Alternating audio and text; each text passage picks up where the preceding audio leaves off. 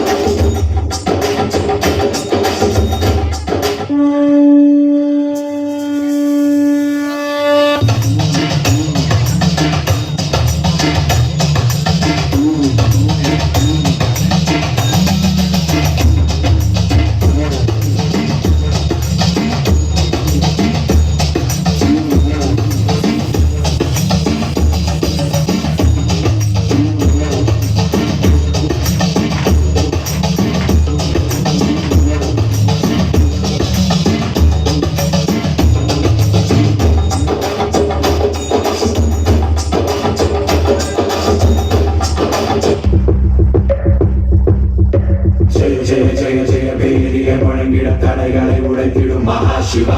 திகு திகு திகுவென எரியும் சுடராய் திரவுடன் நடந்திடும் சிவா சிவா. திரு திரு திருவென சர சர சரவென வேகம் காட்டும் மகாசிவா. ஹர ஹர ஹர ஹர